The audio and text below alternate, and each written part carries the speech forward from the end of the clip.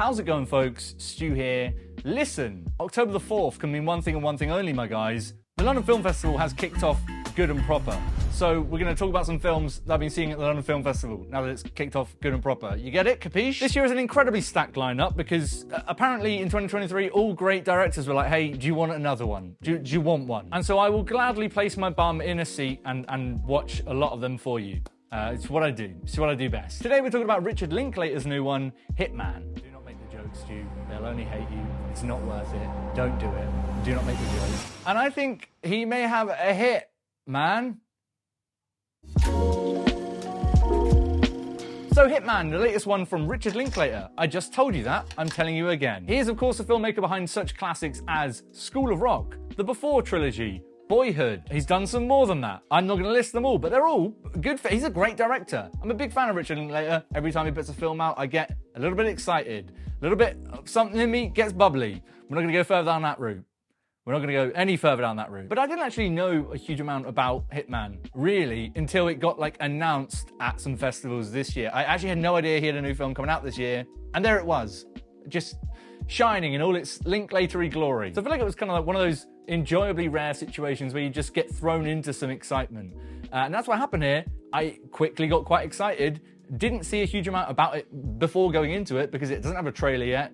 It doesn't have a huge amount of marketing material as far as I'm aware. And the result was just a really surprising, charming little rom-com dark comedy from Richard Linklater, which I think plays into all of the director's strongest assets. It's based off, I believe, a actual thing that's sort of semi-happened. It does that thing where you get the kind of wink, wink, nudge, nudge. This is kind of true at the beginning.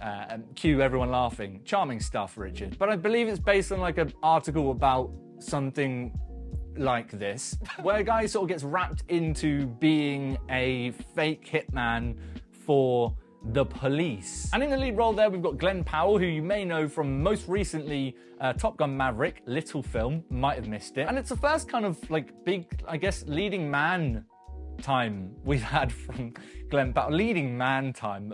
Can you tell I'm getting frazzled by the sheer scope and schedule of this festival? It's the first time I can remember that we've seen Glenn Powell stretch his leading man muscles, and it's really kind of welcome, I think. He's clearly having a lot of fun with this role, and he brings that obvious charm to the lead role, which I think is essential for the film to work overall. As the film starts, I wasn't quite sure how it would deal with the Glenn Powell of it all, which is to say that he is obviously a very attractive, I guess, kind of obvious leading man, right? You see him, you're like, yeah, cool, he's a typically attractive Hollywood man. But the film needs you to believe that he's not that for a large portion of it.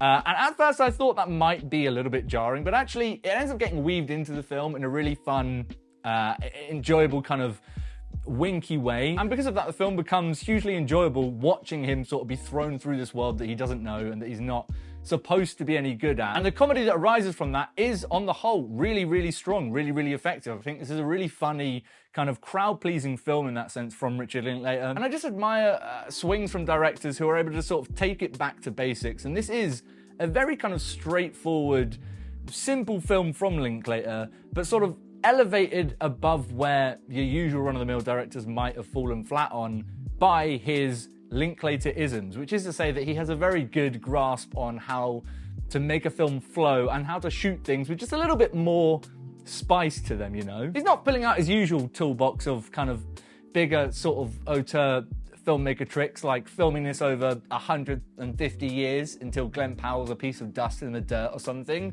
He's pretty much restrained in that he knows what this film needs to be and that it just needs to deliver a good, satisfying comedy rom-com time. But the rom-com element of the film comes in the form of his characters bumping into another character played by Adria Arjona, who I've only ever seen in, I think, Andor. I think that's what she was in. I kind of immediately fell in love with her a little bit in that for obvious reasons. She has got immense chemistry with Glenn Powell. I think that is the main thing that this film gets crucially right, and that I think is going to be the talking point for most people that watch this film. The two of them simply, the moment they meet, you just believe that these are two people that want to kick it in the sheets. You know what I'm saying? Immediately, I just thought, get these two people a hotel room. I'd like to come to if possible. And that chemistry goes a long way in the film. Like, I think that chemistry is what saves this film from falling down in aspects I think kind of threaten to reveal themselves throughout the film's runtime. There's a lot of moments that, if it didn't have the chemistry of the two leads here, would have felt entirely eye-rolly or entirely by the numbers, entirely cliche. I don't think the film wholly avoids those cliche moments, and actually one of the things that I think stopped this film being as big a hit for me as I've seen it be with other people that have seen it is the fact that it does often fall into just kind of easy territory, right? A lot of things happening that we've seen done before, that you can see coming from a mile off. And actually the end result of that is that the chemistry doesn't quite go far enough to sell a lot of the big kind of climactic stuff you want to get from a rom-com. Really trying to say a lot of this stuff without ruining things. Very difficult. You're going to see a lot of that over the next few weeks. But actually, when it comes down to the relationship of those characters, aside from the comedy moments and the fun things that are happening between them and the sexy things that are happening between them, good Lord, there are many sexy things happening between these two people in this film. I think it would have really benefited from just a bit more of their relationship outside of just two attractive people want to shag for an hour and a half. I'm not saying that that's an entirely bad thing. I am happy to watch films like that. I just mean that I left the film feeling a little bit short-handed in some departments. It kind of falls and settles into just cliche, generic rom-com stuff. But I have said before on the channel, and I will continue to say, I'm happy with generic rom-com stuff because, gosh darn it, we all need a bit of generic rom-com cheese every now and then. But what about you guys? Have you seen Hitman? Let me know in the comments down below if you have caught the film at the film festival or anywhere else, or if you're excited to check it out when it does come to Netflix eventually at some time. If you enjoyed this video and you want to see me talk about more shit, go ahead and click subscribe. The button is down there for that, as well as links to my socials. You can follow me on Twitter,